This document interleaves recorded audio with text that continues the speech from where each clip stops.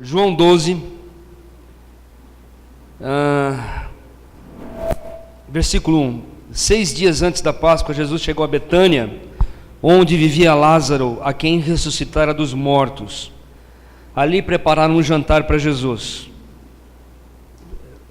Versículo 13. No dia seguinte, a grande multidão que tinha vindo para a festa ouviu falar que Jesus estava chegando a Jerusalém. Pegaram ramos de palmeiras e saíram ao seu encontro, gritando: Hosana, bendito é o que vem em nome do Senhor, bendito é o Rei de Israel. Versículo 17. A multidão que estava com ele, quando mandara Lázaro sair do sepulcro e o ressuscitara dos mortos, continuou a espalhar o fato. Muitas pessoas, por terem ouvido falar que ele realizara tal sinal milagroso, foram ao seu encontro. E os fariseus disseram uns aos outros: não conseguiremos nada. Olha, o mundo todo vai atrás dele. Então, os que tinham ido para adorar a Deus na festa da Páscoa, entre os que estavam indo, estavam alguns gregos. Eles se aproximaram de Filipe, que era de Betsaida da Galileia, com um pedido: Senhor, queremos ver Jesus. Filipe foi dizê-lo a André, e os dois juntos o disseram a Jesus. Jesus respondeu: chegou a hora de ser glorificado o Filho do Homem. Digo-lhes verdadeiramente que se o grão de trigo não cair na terra e não morrer, continuará ele só, mas se morrer, dará muito fruto. Aquele que ama a sua vida a perderá, ao passo que aquele que odeia a sua vida neste mundo a conservará para a vida eterna. Quem me serve precisa seguir-me, e onde eu estou, o meu servo também estará. Aquele que me serve, o meu Pai o honrará. Agora meu coração está perturbado, e o que direi? Pai, salva-me desta hora? Não, eu vim exatamente para isso, para essa hora. Pai, glorifica o teu nome. Então veio uma voz dos céus: eu já o glorifiquei e o glorificarei novamente. A multidão que estava ali ouviu e disse que tinha sido trovejado, que tinha trovejado, e outros disseram que um anjo tinha falado.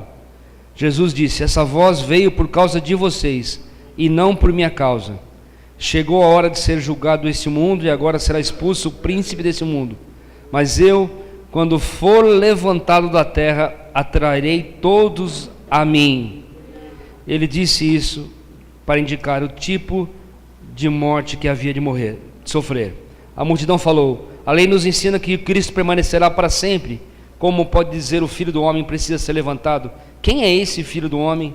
Disse Jesus: por mais um pouco de tempo a luz estará entre vocês. Vocês andem enquanto vocês têm luz, para que as trevas não os surpreendam, pois aquele que anda em trevas não sabe para onde está indo. Creiam na luz enquanto vocês as têm, para que se tornem filhos da luz. Terminando de falar, Jesus saiu e ocultou-se deles. Pai, mais uma vez eu te agradeço pela tua palavra, e eu te peço discernimento dela agora, no nome de Jesus. Amém. Pode sentar, irmãos. Antes da tentação, nós vemos lá que quando ele foi batizado, Jesus disse: este é meu filho amado, em quem me agrado. Na transfiguração do segundo dia, apareceu uma nuvem e os envolveu, e dela uma voz: este é o meu filho amado, ouça-no. Obrigado. Aqui em João, ele fala: Pai, glorifica o teu nome, no versículo 28, e de novo: ouça uma voz, eu já glorifiquei e glorificarei novamente. Nós estamos vendo esses três momentos em que a mensagem, a voz aparece, uma voz de fora, uma voz de Deus falando. Nós falamos no primeiro dia sobre a tentação e o ser totalmente humano, enfrentar as tentações. Amém? A tentação tem algo para dizer para a gente. Nós não temos escolha se ela vem ou não vem. Nós temos escolha se nós aproveitamos dela ou não. O diabo pode enviá-la para nos derrubar, mas nós podemos ouvir qual é a concupiscência que está por trás dessa tentação. Amém? por que eu estou sendo tentado nesse assunto? Porque isso me incomoda. Eu vou saber o nome da pedra. Ontem nós falamos sobre o equilíbrio entre a vida ascética, da consagração, da busca, do caminho, e a vida estética, ou a manifestação sobrenatural de Deus. Essa manifestação sobrenatural a gente não tem controle. Eu gosto de falar na igreja uma heresia gostosa, que tem dia que o Espírito Santo não está lá. E se a igreja não percebe que o Espírito Santo não veio, ela não percebe quando ele veio. Quem não reconhece a ausência, não reconhece a presença. E numa igreja que tem um monte de gente peca. E tem dia que o pecado espanta Deus no meio do nosso caminho. E é dia de arrependimento, é dia de contrição, é dia de busca. Então, se você não percebe a ausência, você também não percebe a presença. E além disso, eu não vou entrar por esse caminho, mas essa é uma outra mensagem. Se você quiser me convidar, qualquer coisa de evangelista, eu falo sobre ela, né? É para uma outra pregação, né? Deus se esconde para se revelar.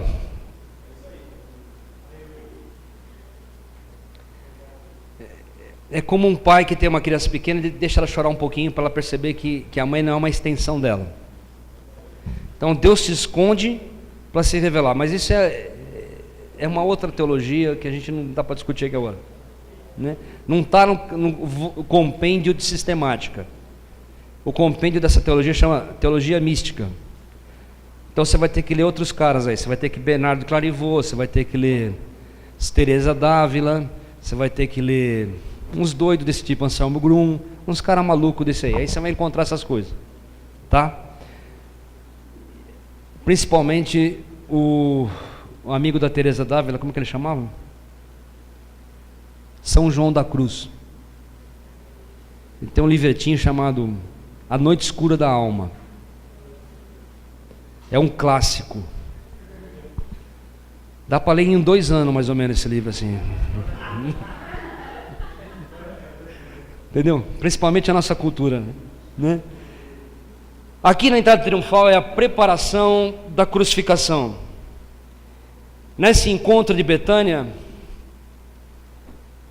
e é interessante que diz que o pessoal, vendo a popularidade de Jesus, decidiu até matar Lázaro também. Quer dizer, Jesus incomoda tanto que os caras preferem matar aquele que foi ressuscitado. Então, irmão, se você foi ressuscitado pelo Senhor, não se incomode se alguém quiser te matar, que você não vai ser o primeiro, né? E Maria derrama o perfume sobre Jesus, o bálsamo, aquela coisa toda. E ele diz lá em Marcos 14, ela fez isso, ela fez o que pôde, derramou o perfume em meu corpo antecipadamente, preparando-me para o sepultamento, né? Então, nesse texto, Jesus está caminhando para a cruz. Filipe é o nome que está aqui. Filipe é um nome grego. Então os gregos provavelmente tinham acesso a Filipe, ou ele tinha acesso à língua dele, de uma forma melhor. Se identificaram com Filipe. Filipe fala com André, e essa expressão, queremos ver Jesus. Os gregos querem ver Jesus. E Jesus vê a chegada dos gregos como um sinal da sua hora. A hora do quê? Da crucificação. Então, deixa eu só achar o outro agora aqui.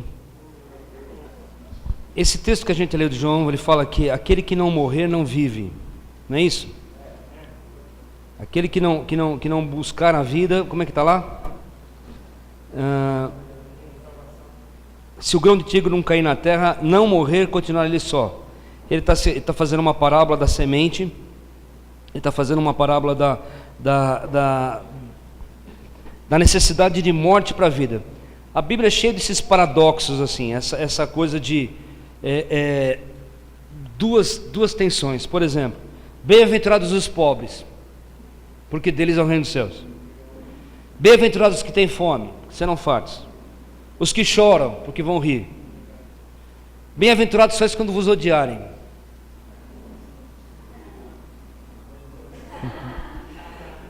Os ricos, os que estão fartos, porque agora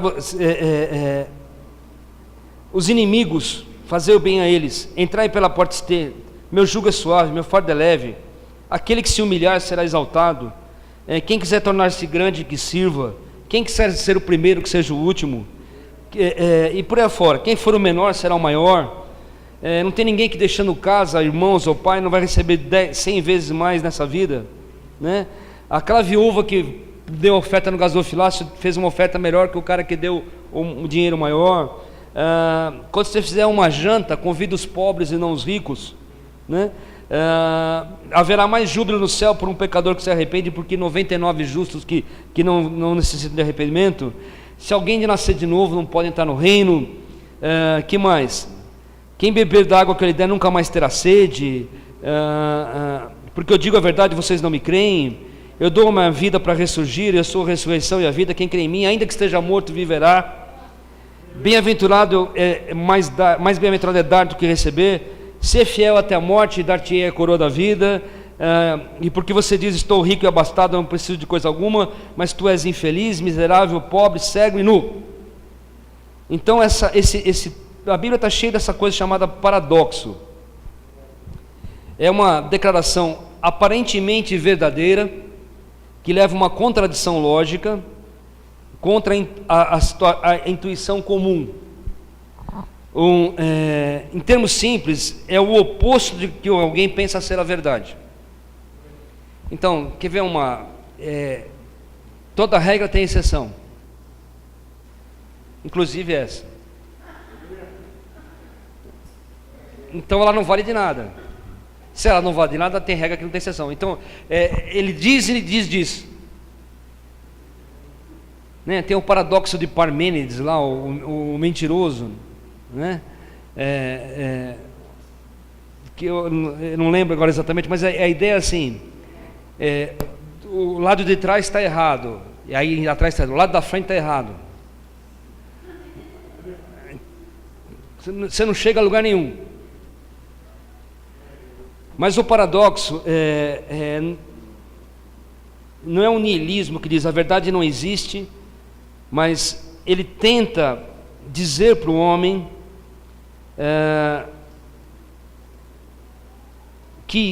por exemplo, o paradoxo do controle. O homem nunca pode estar livre do controle, já que ser livre do controle é ser controlado por si mesmo. O paradoxo do Rousseau vai contra isso, mas o homem tem que ser controlado, porque se ele não for controlado, ele vai fazer o que é dele. O paradoxo do hedonismo. Quando alguém persegue a felicidade, esse alguém é miserável. Mas quando alguém persegue o objetivo, ele atinge a felicidade. A felicidade você não alcança como objetivo, você alcança como caminho de outra coisa. Aquela piada do pão com manteiga, né? Os gatos sempre caem de pé, mas a fatia de pão com manteiga sempre cai virada para baixo.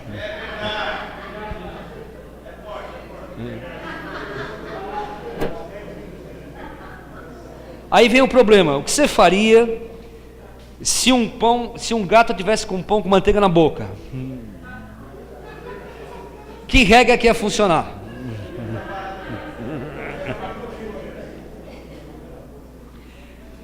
Agora caiu um pouco de mudo, de fora de forma, mas tinha a lei de Murphy. Alguém sabe qual que é a lei de Murphy? Se alguma maneira de executar uma tarefa, e se alguma dessas maneiras resultar em catástrofe ou consequências indesejáveis, certamente essa será a maneira escolhida para executá-la. Ou quer dizer, se alguma coisa vai dar errado, com certeza, se tem alguma coisa para dar errado, com certeza ela vai dar. E esse cara, assim, ele era responsável por um teste de tolerância dos seres humanos na NASA lá, né? O nome desse cara é Edward A. Murphy.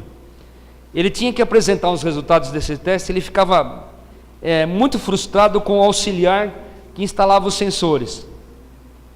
Então ele percebeu que se tinha alguma maneira de fazer a coisa errada, aquele cara fazia errado.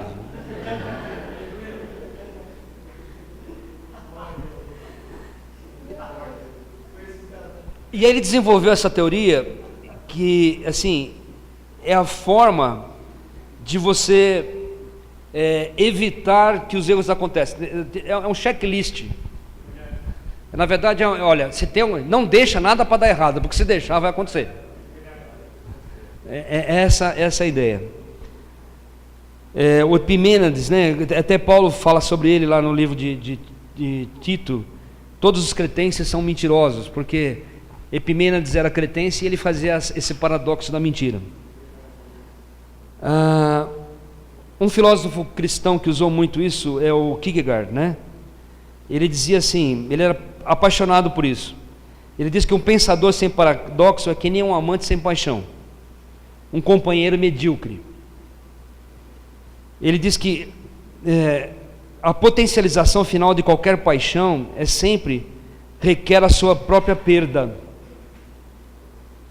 Querer descobrir algo que o pensamento por si só não pode descobrir. Então, o paradoxo é aquela coisa que racionalmente você não atinge. São categorias diferentes. Você trabalha com outras categorias. Então, essa nossa metáfora cultural, que já está caindo por terra, de Descartes, que nós somos seres pensantes, não resolve nessa hora. Ela não atende essa demanda do paradoxo. Pensar em paradoxos é sair da religiosidade controlada, imanente, domesticada, formatada, ligada somente às coisas que são palpáveis. Um ser transcendente não pode ser entendido, só contemplado. Por meio de categorias que não são controladas. Um conhecimento que eu não consigo, que eu não tenho como possuí-lo. Antes é um conhecimento que me possui, um conhecimento transcendente, um conhecimento paradoxal. Vocês lembram aquele filme do Sociedade dos Poetas Mortos? Quando existe uma aula, tem um crítico literário que tenta fazer um gráfico da poesia. Ele tenta dizer, no vetor horizontal você coloca a extensão e no vetor vertical você coloca a profundidade, e o ator, o Robin Williams, vai lá e manda rasgar aquela página. Cara, não tem mais coisa mais idiota do que você tentar ser cartesiano com poesia. É que nem ler Cantares e tentar entender aquilo sem uma perspectiva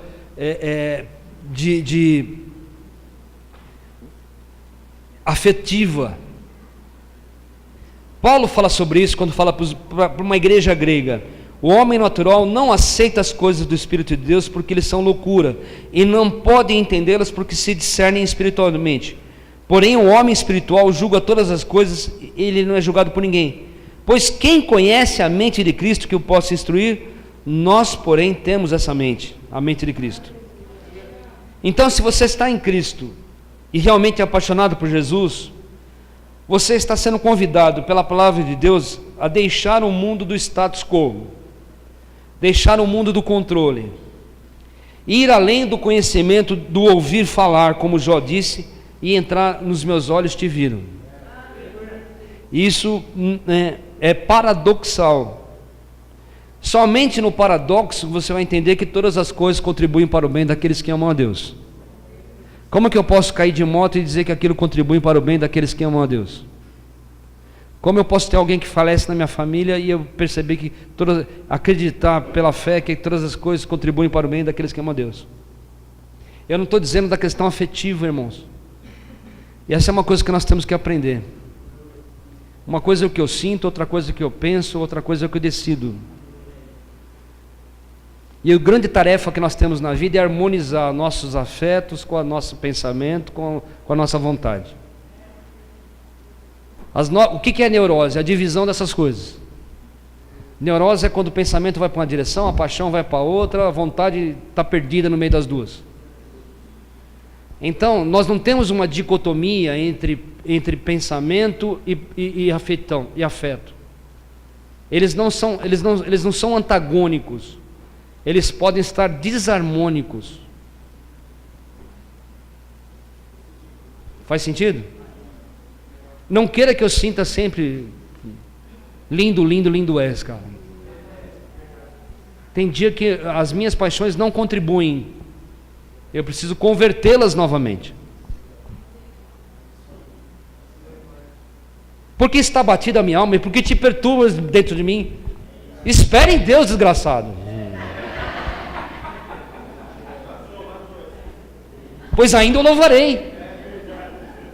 O cara está pregando para ele.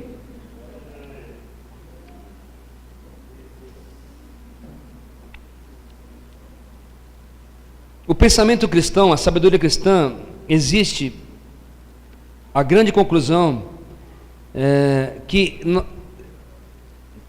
o bom pensador é aquele que descobre que ele tem limite no pensamento dele. Então, eu não estou dizendo para você, joga o pensamento fora. Não, seja um bom pensador, seja um bom filósofo, estude filosofia, estude teologia, e se você fizer isso muito bem feito, você vai descobrir que tem limite. Você vai dizer que nem o Von Braun: quanto mais eu sei que eu não sei.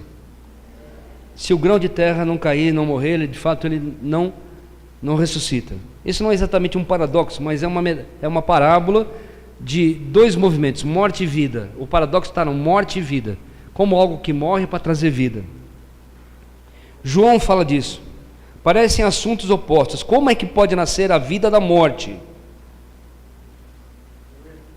O F.B. Meyer afirmou isso em uma mensagem durante a festa da colheita: a vida do eu é a morte do eu é a vida. A vida do eu é a morte do eu é a vida. Isso é paradoxo.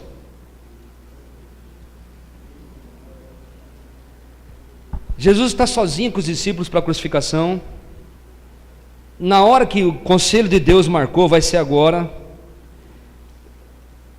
E esse pensamento está chegando para ele. Ele está lidando com isso. Lembra que nós falamos da vontade de Jesus? Jesus cumpriu a vontade de Deus, mas não era a vontade dele.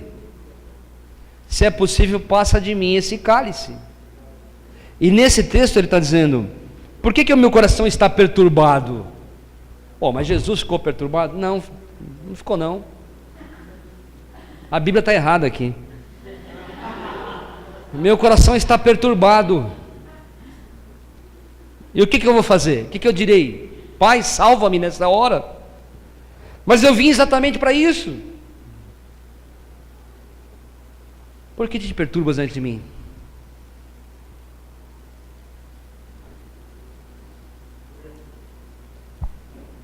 Da colheita do trigo, Jesus usa uma analogia para algo natural maior do que a própria coisa. Isso chama-se ícone. Ícone é uma coisa que evoca um significado maior do que ele próprio. Eu gosto de pensar que a palavra de Deus é uma ícone. Ela é um símbolo, ela é uma referência. Eu não adoro a palavra de Deus, eu adoro o Deus da palavra. E como meio de ícone, toda ícone tem limites. A ícone tem limites. Então, quando eu vejo que Jesus ressuscitou Lázaro, isso foi um fato histórico. Foi um milagre histórico. Mas esse significado não morre na história. Hoje, eu já vi Deus ressuscitar pessoas na minha vida. E quando eu vejo os caras querendo matar o Lázaro, eu não estranho, porque hoje eu vejo pessoas querendo matar aqueles que Jesus ressuscitou.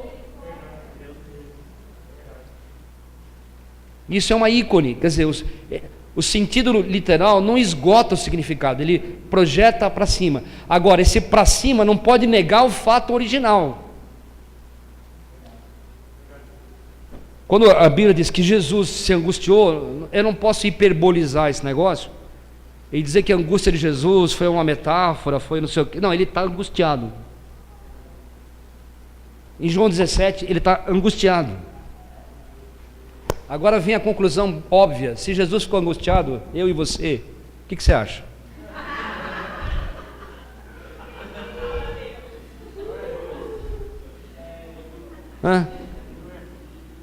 Você não precisa procurar angústia, mas ela te acha. Aliás, irmão, eu acho que é sinal de vida é angústia. Eita Deus. Se você não tem um desejo, só fica angustiado quem quer coisa melhor. A angústia é um desconforto de quem quer algo melhor,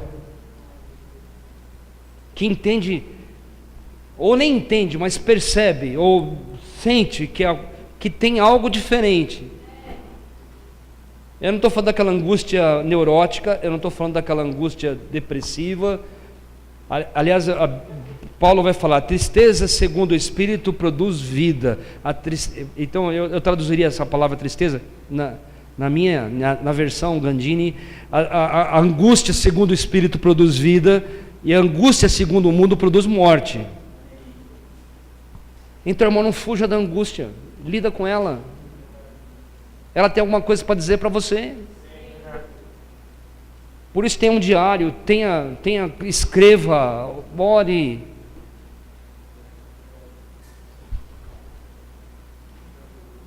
Se a vida, olha, tudo é amado apenas por si mesmo, está perdido. Mas se a vida está perdida no bem-estar dos outros, então essa vida é salva e mantida.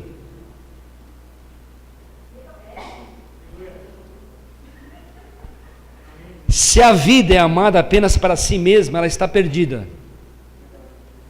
Agora, se a vida está perdida no bem-estar dos outros, essa vida perdida é salva e mantida.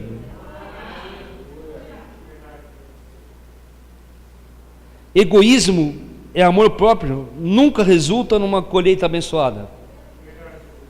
Mas auto-abnegação, seja no que for, mantém uma abundante colheita como galardão.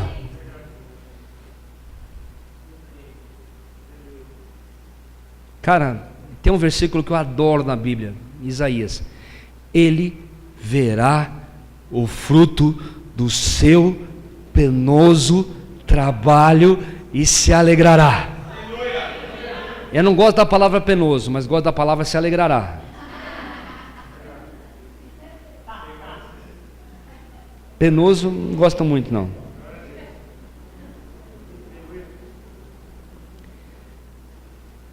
Amém? A nova vida em Cristo e as novas vidas dependem da ressurreição. Quando a gente fala imagem de Deus, a gente está falando teléos, propósito. A teologia separa a imagem em dois sentidos, né? A imagem natural e a imagem moral. E com a queda nós perdemos a imagem moral, ou seja, nós perdemos a livre capacidade de escolher sempre o bem. Adão e Eva não tinham que escolher não falar mal um do outro. Adão e Eva não tinham que escolher não discutir a relação de madrugada. Adão e Eva não tinham que discutir. Eva nunca deu uma bronca em Adão porque ele olhou para alguém que passou lá e de um jeito que não devia, ou porque não trouxe a flor na hora do almoço. Adão não tinha que escolher não mentir antes da queda. Não havia separação entre eles, não havia discussão, não havia disputa. Mas a partir do momento que eles comem do fruto do conhecimento do bem e do mal, a primeira resultado dessa palavra é a mulher que você me deu. 2 Coríntios capítulo 5, versículo 12. 11, vai. É que você começa a ler a palavra, quer ler antes, quer ler depois, para poder...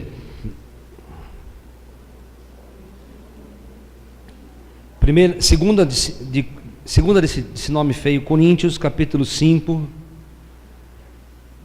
Segunda de Coríntios, segunda carta de Paulo à igreja de Corinto.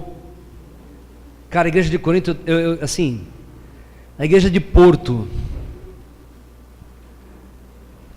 o que devia ter de órfão naquela igreja, cara? É uma igreja que os marinheiros passavam, tinha um prostíbulo abundante lá, tinha um Atenas lá,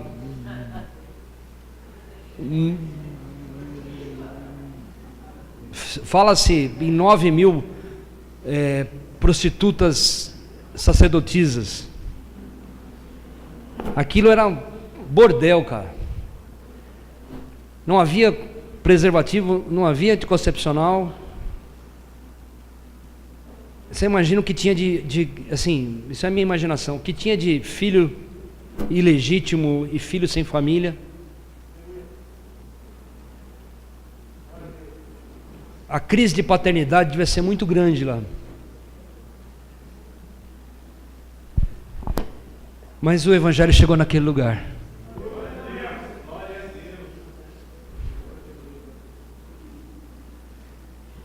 Cara, você imagina o que aconteceu naquele lugar, cara.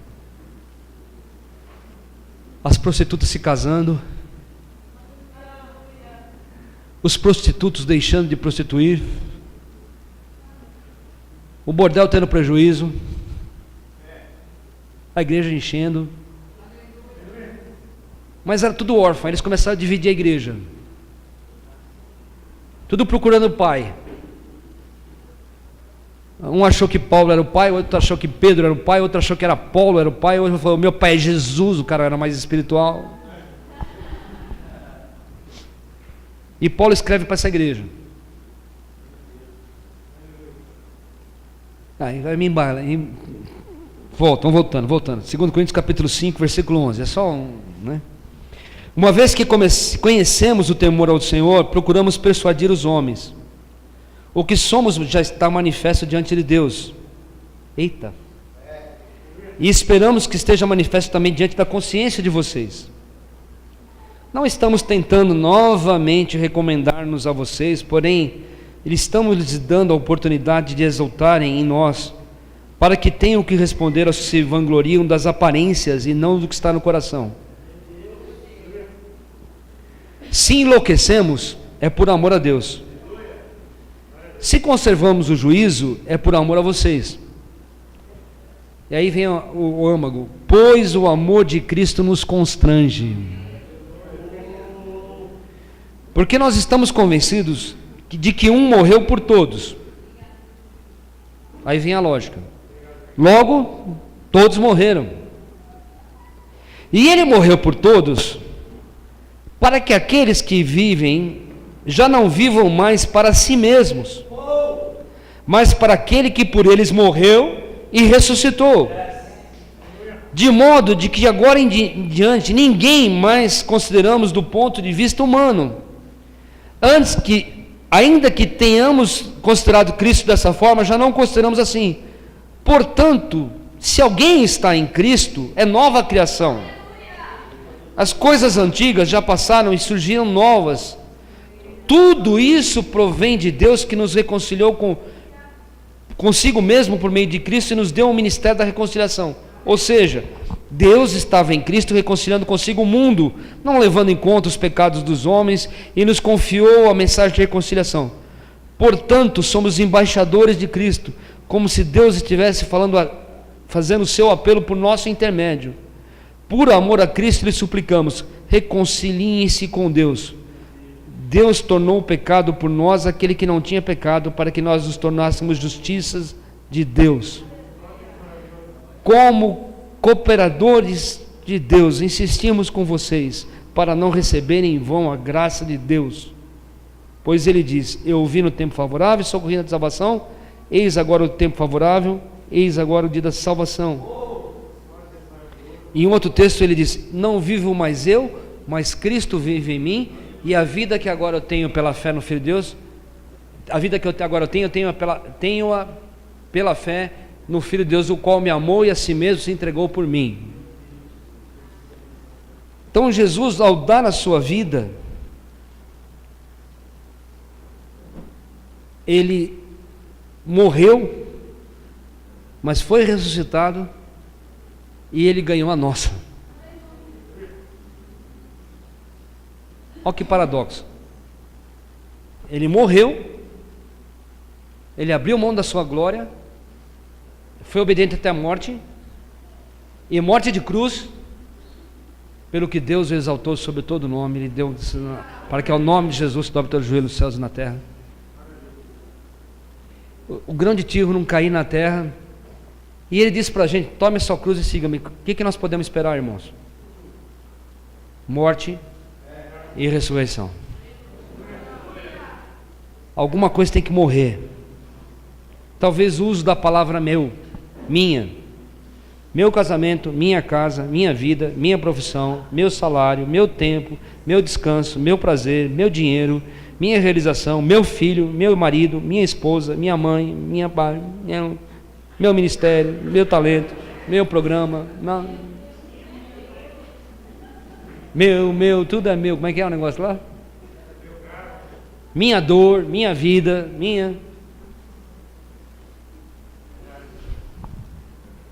e colocar tudo isso nas mãos do Senhor Jesus Cristo. Porque Ele fez isso. Fez com angústia. E João vai dizer: a minha alma está angustiada até a morte. Eu acho que vieram alguns anjos para ele não morrer de angústia ali, porque a Bíblia diz que escorria gotas de água e de sangue.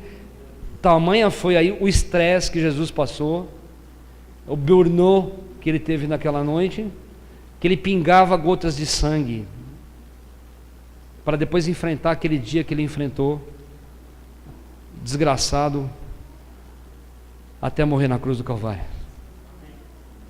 E eu estava ali no culto, Deus estava falando comigo, pensando em amanhã, né?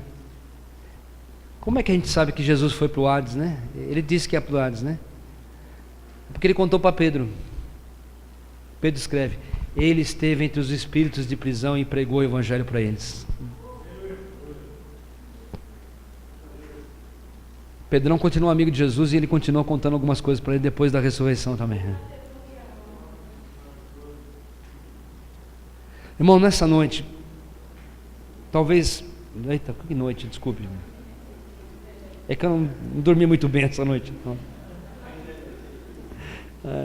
Biologicamente eu estou na noite ainda, mas... horário de inverno, sei lá o que é isso aí, mas... talvez nessa manhã, alguma coisa esteja necessitando morrer na tua vida. E aí eu não vou dizer o que é, porque cada um tem isso do céu. E o meu desafio é: deixa morrer, enterra a semente, para brotar uma coisa nova em Cristo Jesus.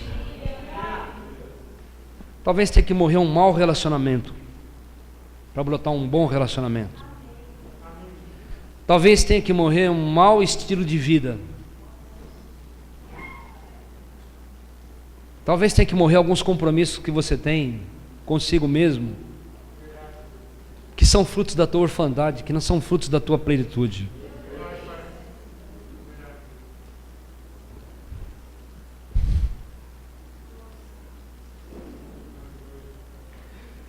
O duro não é ser adotado, o duro é tirar a orfandade do coração.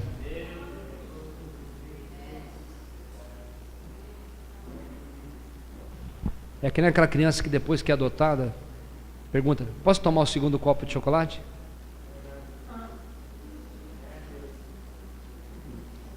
Esse sapato é meu? Porque nós temos grandíssimas e preciosas promessas em Cristo Jesus, para sermos parecidos com Ele, o irmão mais velho.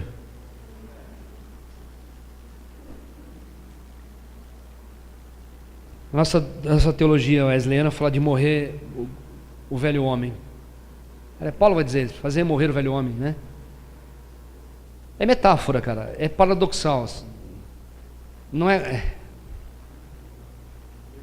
suicídio, mas é mover um homem independente. Você não mata o ego, você mata o egocentrismo. E aí deixa Cristo tomar conta desse trono. Te entronizamos, né? E Ele vai entrando na sua vida, no seu coração. 3 vezes: eis meu filho amado. Na tentação, na transfiguração e na crucificação.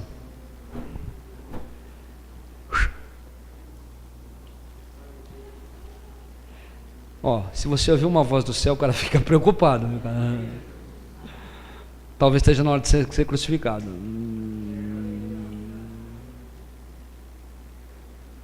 Se você ouviu, ei meu filho amado, você sentiu assim, tá chegando a hora. Quando você vai para a transfiguração, em Lucas fala Moisés e Elias.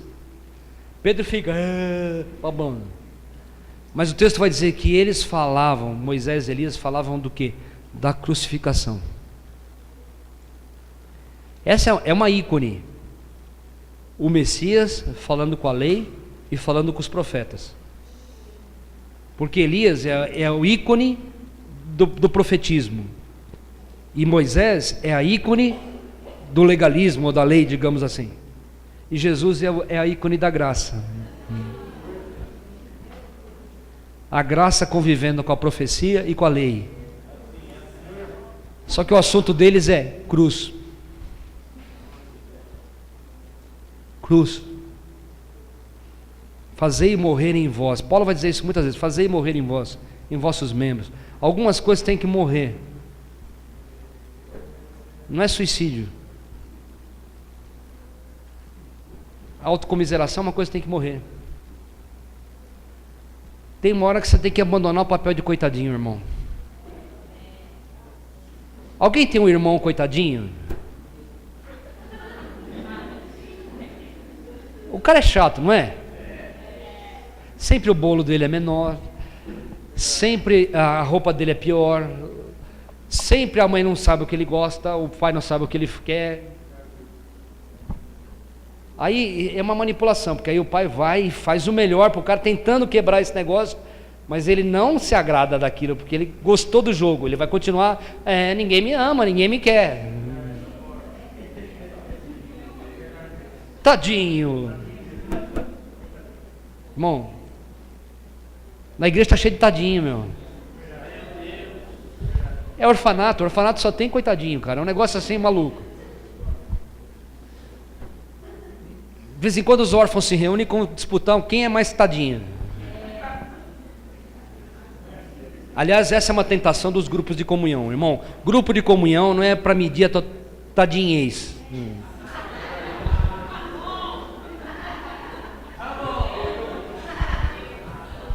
É para colocar a tua angústia para fora e permitir que o Espírito Santo fale.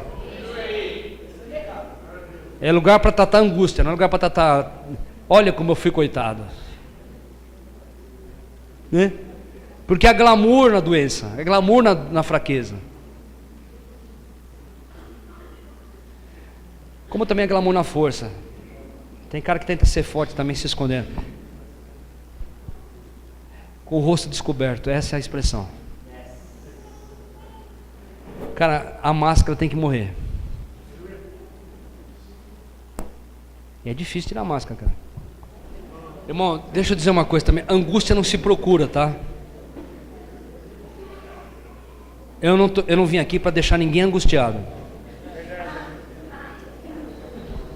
Amém? Amém? Nenhuma mensagem é para criar angústia em você. Quem cria angústia em você é o Espírito Santo. Essa é uma coisa sua. Nós não temos objetivo para isso é manipulação. Quando alguém tenta criar angústia na tua vida, é manipulação. O que Deus tem para fazer para nós, irmãos, não cabe em uma manipulação humana.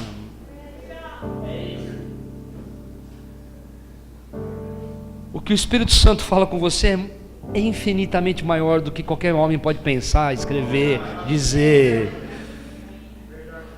Você pode ler todas as obras de Wesley, de Agostinho, de Spurgeon, que mais? Bill Graham, Bonhoeffer, C.S. Lewis. Tudo isso é ícone. Os caras não entenderam bem o Barth, e o cara é meio errado às vezes mesmo, mas ele quis dizer que há um fenômeno quando a palavra se torna viva para a gente. E é isso que é importante. Então, se hoje eu não vim aqui para nem resolver o teu problema, não sou Deus, nem o acampamento é. Na verdade, o que a gente quer é desarmar os nossos controles para que Deus possa.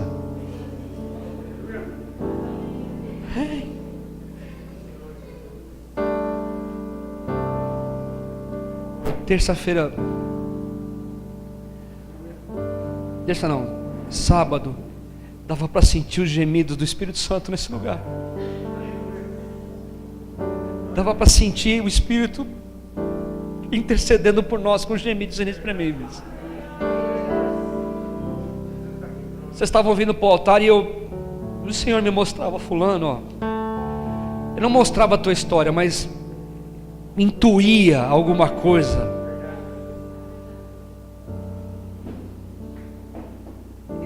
Esse lugar, esse é um momento sagrado, cara. E no sagrado não se põe mão, nem se faz cabana, como que Pedro queria fazer. Não dá para viver na cabana. Você tem que descer para pagar conta. Então, meu irmão, não somente você mesmo, mas eu vou te dizer uma coisa: Deus, o Senhor te criou para a glória dele. Nem o pior, nem o melhor, aquilo que Deus tem para você. Nós não estamos competindo os ministérios nem as funções. Eita Deus!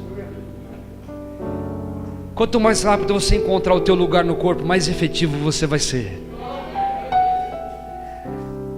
E não é pastor que vai te falar isso. Ele pode ser usado por Deus, ele pode ter revelação do céu, mas quando ele tem, nem ele sabe o que está falando. É Deus que está falando contigo. Então desencuca, mas morre para esse negócio. Deixa Deus te ressuscitar. Eu fiquei empurrando a igreja um tempão, cara, um tempão. Aí cheguei numa estafa, porque a igreja é pesada, cara. Aí deu uma crise econômica, eu tive que voltar a trabalhar. A igreja começou a andar bem. Quando eu tirei a mão, a coisa começou a andar melhor. Aí eu comecei eu não me senti culpa. Não é que eu estava estragando a igreja, mas eu estava impedindo algumas coisas de acontecer. Tem coisas que tem que dar errado mesmo. Faz parte do processo. Pai, obrigado.